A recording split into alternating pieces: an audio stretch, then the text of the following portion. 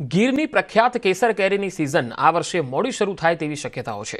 સોરઠ પંથકમાં ક્લાઇમેટ ચેન્જના કારણે આંબાઓમાં ફ્લાવરિંગ થયું નથી। બીજી તરફ કુદરતનો કરિશ્મા હોય એ રીતે માલણકાના એકમાત્ર ખેડૂતના આંબાના બગીચામાં ફ્લાવરિંગ આવવાનું શરૂ થયું। આશ્ચર્યની વાત તો એ છે કે જૂનાગઢ જિલ્લાના મેંદરડા તાલુકાના માલણકા ગામના એક ખેડૂતના બગીચામાં ફ્લાવરિંગ આવવાનું શરૂ થયું છે। આ વર્ષે જ નહીં પરંતુ દર વર્ષે ખેડૂત બિપિનભાઈ જાદવના આંબાના બગીચામાં ફ્લાવરિંગ વહેલું શરૂ થઈ જાય છે। ખેડૂતના જણાવ્યા અનુસાર આંબાઓમાં દવાઓ કે કંઈ પણ નાખવામાં આવતું નથી। કુદરતી રીતે દર વર્ષે ફ્લાવરિંગ વહેલું જ શરૂ થઈ જાય છે। એમાં મેં 1000 આંબાની વાવતર કરી છે, પણ મને એટલી કુદરતી મહેરબાની થઈ છે મારી ઉપર કે વાતાવરણ જગ્યા હિસાબે મારે અત્યારે આગતરા કેરી વેલી કેસર કેરી આવી ગઈ છે। મારી પાસે 1000 આંબામાં અત્યારે મોર પણ ફૂટવા માંડ્યા છે અને કાયદેસર કાકરી મારે બંધાઈ ગઈ છે। અને આ મહિના આ વર્ષમાં એવું મને લાગે છે કે 2 થી 3 મહિના પહેલા મારી કેરી પહેલા તૈયાર થઈ જશે અને મને ભાવ પણ એનો પૂરો મળશે।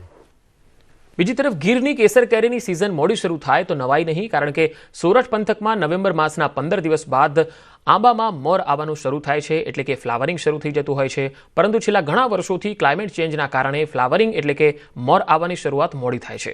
આ વર્ષે નવેમ્બર માસ વીતવામાં આવ્યું છે, છતાંય હજુ પણ ક્યાંય આંબાઓમાં ફ્લાવરિંગ નથી આવ્યું, જેને લઈ ખેડૂતો ચિંતામાં મુકાયા છે।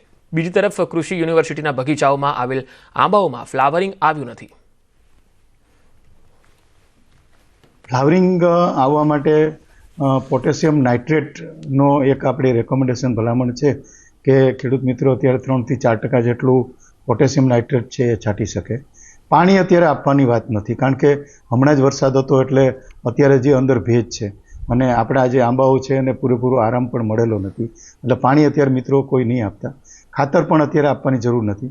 શિયાળાની શરૂઆત અને નવેમ્બર માસના 15 દિવસ બાદ છે તે આંબાની અંદર ફ્લાવરિંગ શરૂ થતું હોય છે, પરંતુ છેલ્લા 3-4 વર્ષથી ગ્લોબલ વોર્મિંગના કારણે અને વાતાવરણમાં ફેરફારના કારણે આ વર્ષે પણ આ જે આંબાઓ છે તેમાં ફ્લાવરિંગ જોવા નથી મળ્યું। પરંતુ જે જૂનાગઢ જિલ્લાની અંદર જે સાસણ છે, ગીર પંથક છે, ત્યાં ફ્લાવરિંગ છે તે નવેમ્બર માસના 15 દિવસ બાદ આવી જતું હોય છે, પરંતુ આ વખતે ક્યાંય ફ્લાવરિંગ આંબાના પાકમાં નથી આવ્યું। પરંતુ મેંદરડાનું જે માલણકા ગામ છે ત્યાંના એક ખેડૂતને 1000 આંબા છે અને ત્યાં દર વર્ષે અગાઉ જ કેરી છે જે ફ્લાવરિંગ છે તે થઈ જતું હોય છે। અને આ વર્ષે પણ આપ જોઈ શકો છો કે આ ખેડૂતના જે બગીચાઓ છે આંબાના તેમાં ફ્લાવરિંગ શરૂ થયું છે અને આ ખાખડી પણ ફૂટવા લાગી છે, એટલે કે હવે ટૂંક જ સમયમાં જે કેરીનો પાક એટલે કે જે પ્રથમ ખાખડી આવતી હોય છે તે આવવાની શરૂઆત થશે। તો બીજી તરફ ખેડૂતો છે તે ચિંતામાં મુકાયા છે, કારણ કે જૂનાગઢ જિલ્લાના મોટા